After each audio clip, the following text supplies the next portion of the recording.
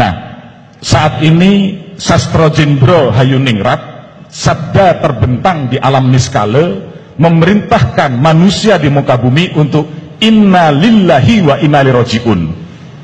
Semua berasal dari Allah, kembali kepada Allah.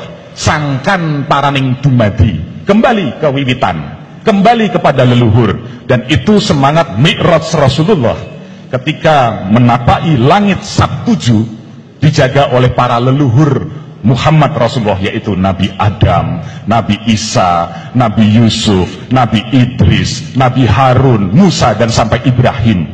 Artinya itu adalah leluhur orang Arab yang harus diingat oleh bangsa Arab. Rasulullah meneladani itu, sehingga jangan harap sampai kepada Tuhan kalau kita tidak menghormati dan melewati leluhur. Sampai ketika Muslim mampu memahami ajaran Muhammad, wahyu dari Tuhan sudah turun kepada Muhammad. Kembalilah kepada agama yang lurus, agama Ibrahim. Ibrahim adalah Abraham, Brahman. Dan Muhammad adalah Nur Muhammad, Nur Ahmad adalah Atman. Di sini kejadian kehidupan manusia sejak dulu merupakan satu kitab, tinggal bagaimana manusia berpikir. Itulah tugas dari Allah kepada manusia yang tertulis di dalam Al-Quran. Tugas manusia untuk berpikir, karena Allah sudah memberikan kita mata untuk mampu melihat, memberikan telinga untuk mampu mendengar, dan memberikan hati untuk mampu merasakan.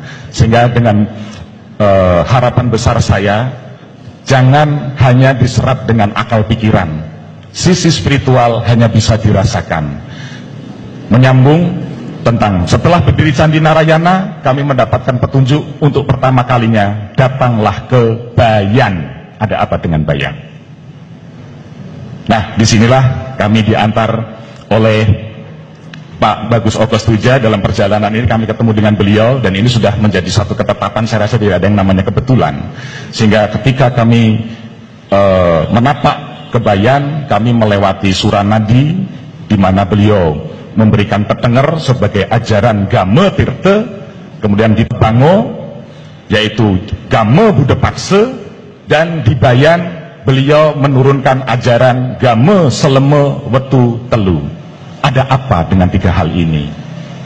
Betapa ternyata beliau dan Yang Dijendra pada waktu itu merupakan satu sosok atau tokoh yang sudah pluralis, di mana Tirte sebagai lambang Siwa atau Wisnu, Buddha Pakse hakikat sebagai Buddha, dan Selama Wetu Telu di Bayan diturunkan dengan memberikan sahadatnya adalah sahadat Ibrahim. Ini yang menjadi PR bagi kita anak cucu. Ada apa? Itu semua sudah tertulis di dalam lontar. Ada prasasti bahwa beliau dan Yang Nirata sudah ditetapkan menjadi majelis ulama sedunia dari keputusan para tokoh yang datang dari Vatikan, tokoh yang datang dari Cina, tokoh yang datang dari Arab, tokoh yang datang dari Belanda. Dan Yang Dijendra sudah ditetapkan menjadi majelis ulama sedunia. Ada apa Pak ini fenomena? Sementara para wali ketika itu di Jawa sedang mengadakan provokasi kepada Demak untuk menghancurkan Majapahit.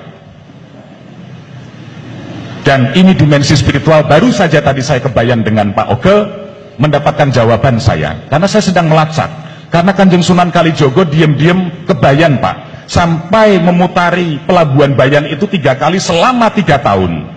Sekali setahun, di situ muncul suluk Mani, kedua kalinya muncul suluk Maot, ketiga kalinya muncul suluk Budiman. Ternyata kesempurnaan ilmunya beliau setelah beliau mendatangi Bayan. Ada apa Pak ini dengan Bayan? Ternyata diam-diam Pak, ini saya buka karena kita sudah harus membuka tabir spiritual Nusantara atau misteri Nusantara. Guru Kanjeng Sunan Kalijogo adalah beliau Dang Yang Nirarte. Maka kalau di sana ada 2 makam, Pangeran Sangutpati dan Sayyid, disitulah lambang pertemuan antara Danghyang Dwijendra dengan Kanjeng Sunan Kalijogo, dan itu sangat dirahasiakan. Disinilah saatnya tabir misteri Nusantara harus terbuka, karena dasar di dalam tasawuf Jawa, di mana dikenal Betal Makmur, Betal Muharram, Betal Mukadas, itu adalah buah suah, 3 alam yang ada pada diri manusia. Itu merupakan ajaran Danghyang Nirarde. Tidak ada di negeri manapun ajaran seperti ini. Betal Makmur yang dikatakan cipta, alam cipta. Di dalam kepala ada otak, di dalam otak ada manik, di dalam manik ada budi, di dalam budi ada nafsu, di dalam nafsu ada sukma, di dalam sukma ada rasa, di dalam rasa ada ingsun. Pencapaian rasa ingsun yang harus dicapai, Pak.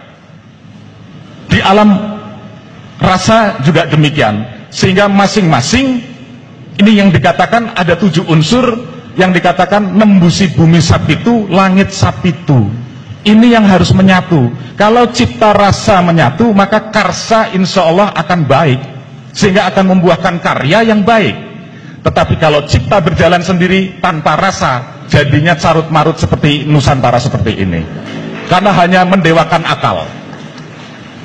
Saya juga anak sekolahan, Pak. Jadi selama berjalan ini ternyata tidak gampang saya membuang ilmu pengetahuan, karena semua harus kosong. Selama otak kita terjebak, terjerat, terikat kepada dalil dan dogma, kita tidak akan mencapai sisi spiritualitas. Omong kosong itu. Maka ilmu tanpa laku adalah kesia-siaan belaka. Tapi laku tanpa ilmu terjadi penyimpangan. Sehingga berjalan harus berguru, karena kalau tidak berguru namanya pemimpinnya atau walinya wali setan, dikatakan begitu, sehingga akan terjebak kepada penyimpangan. Jadi manusia hidup harus memiliki guru, dan itu adalah sabda yang sudah turun sejak pertama Bhagavad Gita. Rahasia yang paling utama adalah ketika seorang Brahmacari bertemu dengan guru rohani sejati, seperti perjalanan Bima bertemu dengan Dewa Ruci, seperti pertemuan Nabi Musa dengan Nabi Khidir.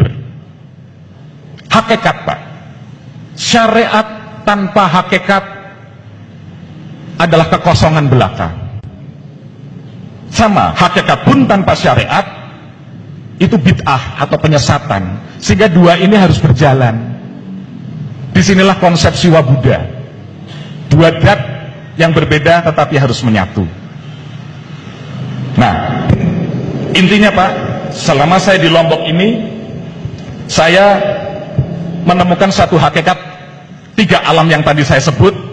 Ternyata inilah implementasi dari jagat cilik, jagat gede.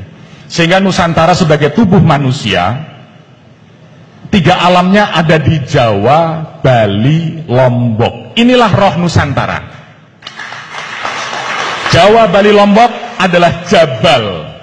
Jabal itu adalah gunung yang kokoh, Jabal Nur. Segitiga. Segitiga adalah gunung. Segitiga adalah candi. Sehingga segitiga ini, gunung itu adalah lambang jati diri manusia.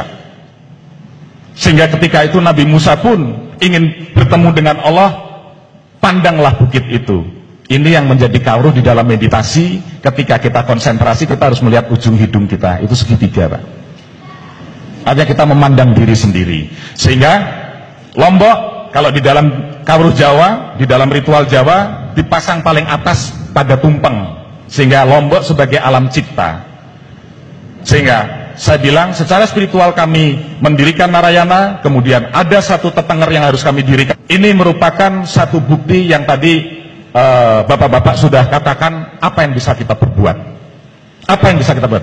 Jangan tanya apa yang bisa kau dapatkan dari negeri ini, dari Ibu Pertiwi, tapi tanyalah apa yang bisa kita berikan kepada Ibu Pertiwi. Disitulah konsep dharma, Pak. Disitulah konsep bakti. Setelah manusia memahami ilmu yang tinggi sekalipun, ujung-ujungnya adalah bakti. Bakti adalah menggerakkan roda dharma untuk menjalani karma, menggapai moksa. Tanpa roda dharma ini bergerak, kita hanya menciptakan samsara. penderitaan yang berkepanjangan.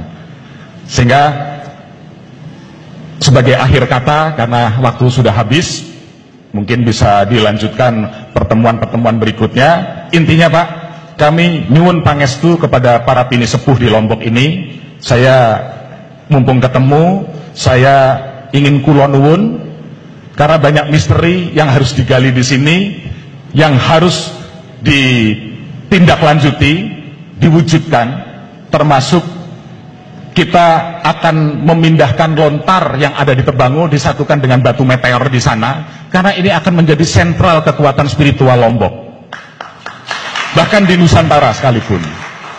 Maka cipta rasa yang kuat akan mampu menciptakan karsa yang baik, sehingga Bali dan Lombok tidak bisa lepas, karena Lombok sebagai lambang cipta, Bali sebagai lambang rasa, ini harus menyatu, yang harus masuk memberkati Jawa.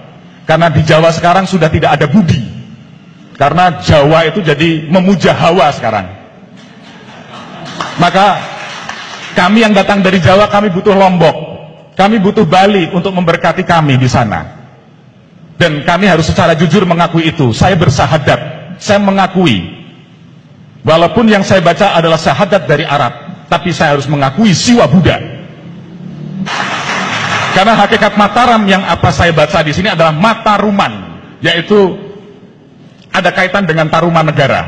Inilah yang digadang-gadang. Karena suku Sasak di sini adalah Sasaka sebagai tonggak yang akan harus bertemu dengan Barat.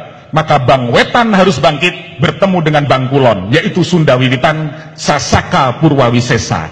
Timur Barat harus menyatu, sehingga setelah kita bakti di sini, kita akan masuk bersama-sama dengan siapapun yang terhidayah di sini untuk bersama-sama bergabung dengan Sunda Wiwitan di Barat. Wabillahi taufiq wal hidayah. Wassalamualaikum warahmatullahi wabarakatuh. Om Santi, Santi, Santi, Om. Iya. Tambah malam tambah semangat ya.